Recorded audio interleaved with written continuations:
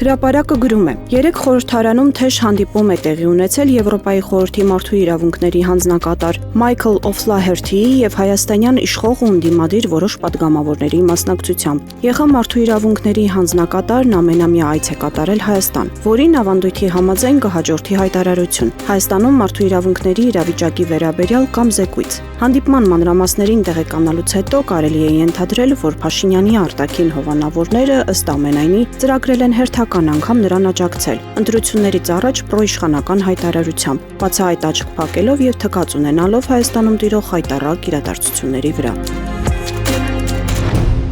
Հրապարակի տեղեկություններով օրեր առաջ ԱՄՆ-ից Հայաստան մեծ պատվիրակություն է ժամանել, հավանաբար փոխնախագահ Վենսիայիցը նախապատրաստելու։ Նրանց Արմենիա Մայրոթ հյուրանոցում մի ամբողջ հարկաբաժին են հատկացրել, տասնյակ սենյակներ, որտեղ կահույքից թողել են միայն սեղանաթոռներ, մնացածը դուրս են բերել։ Հյուրանոցի աշխատակիցներին արգելված է այդ հարկում գտնվել։ Պատվիրակության անդամների գիշերակացը հյուրանոցի մեկ այլ հատվածում են կազմակերպել։ Նրանք եկել են 2 շաբաթով։ Թերթը հիշեցնում է, որ Վենսը ժամանելու է փետրվարի 9-ին, հաջորդ օրը մեկնելու է Բաքու։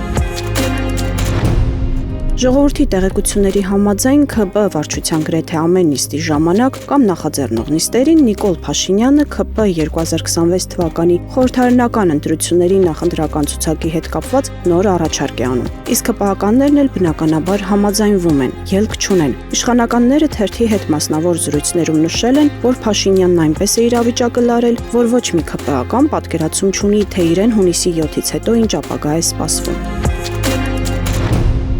Ժողովուրդը ՀՀ պետական գնումների կայքից տեղեկացել է, որ ՀՀ արդարադատության նախարարության քրեակատարողական ծառայությունը Արփինե Կարապետյան-Աձեի հետ 1 միլիարդ 241 միլիոն դրամ արժողությամբ պայմանագիր է կնքել։ Ըստ պայմանագրի Արփինե Կարապետյան-Աձեն պարտավոր է ապահովել քրեակատարողական 9 հիմնարկներում՝ Արմավիր, Նուբարաշեն, Աբովյան, Գորիս, Վարդաշեն, Երևան կենտրոն, Սևան, Արթիկ եւ Վանաձոր ՔԿՀ-ներում պահվող կալանավորված անձանց եւ դատապարտյալների համար պատրաստ սննդի մատուցման ծառայություններ, որը իրենից ներկայացնում է սննդամթերքի ձեռքբերման, սննդի պատրաստման եւ հատկացման արդյունավետ համակարգ։ Քրեակատարողական հիմնարկներում պահվող կալանավորված անձանց եւ դատապարտյալների համար պատրաստված սննդի տրամադրումն իրականացվում է համաձայն նախօրոք երկկողմանի հաստատված ճաշացանկի եւ այլն։ Պայմանագրով սահմանվում է, որ կատարողը պարտավոր է սպասարկել 3000 մարդու, որով մեկ դատապարտյալի մեկ օրվա սնունդը 1113 դրամ է կազմում, որի որակից դատապարտյալների եւ կալանավորների հարազատների մեծ մասը խիստ դժգոհ է։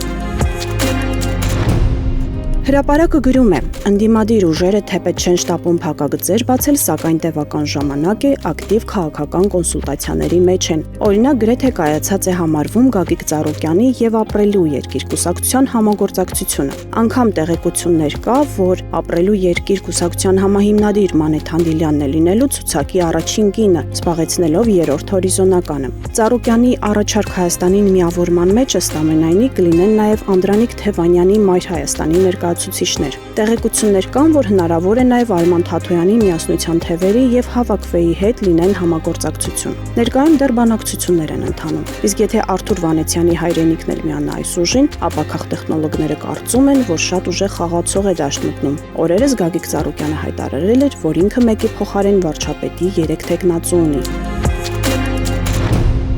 Հրապարակը գրում է. 2015 թվականի սահմանադրությամբ ազգային ժողովում պարտադիր է Հայաստանում ապրող ազգային փոքրամասնությունների ներկայությունը։ Ընտրական օրենսգրքում սահմանել են, որ կուսակցությունների դաշինքի համապետական ընտրական ցուցակի 2-րդ մասում ընդգրկվում են ընտրություններին նախորդող վերջին մարդահամարի տվյալներով առավել մեծ թվով մշտական բնակչություն ունեցող առաջին 4 ազգային փոքրամասնության ներկայացուցիչները։ Թերթի տեղեկություններով ՔՊ-ն այս անգամ էլ որոշել է եզդիական համայնքի ներկայացուցիչ Ռուստամ Բաքոյանին տանել ազգային ժողով։ Բաքոյանը ներկայում մարդու իրավունքների մշտական հանձնաժողովի նախագահի պարտականություններն է կատարում եւ տարբեր աղմկահարույց թեմաներում ԿՊԱ-ականից առավել կաթոլիկ է եւ բնական է, որ այդ ծառայությունները գնահատվում են։